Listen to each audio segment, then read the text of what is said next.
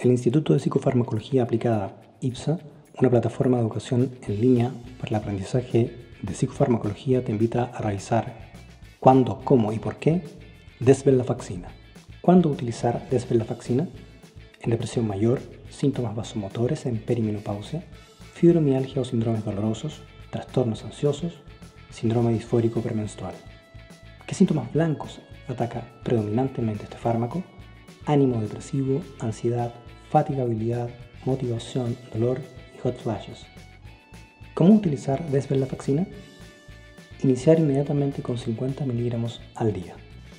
En caso de falta de respuesta, en 2 a 3 semanas, titular a 100 miligramos al día. No olvidar aquí el concepto de optimización temprana. Si bien la dosis máxima recomendada es de 400 miligramos al día, ascensos por sobre 100 miligramos en general no logran mayor rendimiento, especialmente cuando en este punto no hemos alcanzado 50% de recuperación respecto de línea de base. ¿Por qué desvenlafaxina?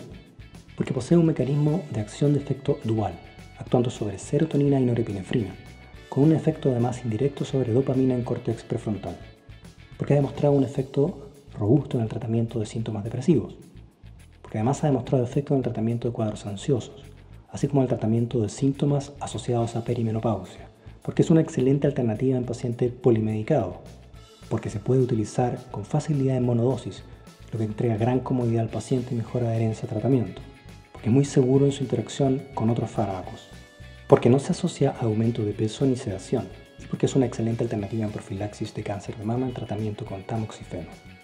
Somos el Instituto de Psicofarmacología Aplicada IPSA.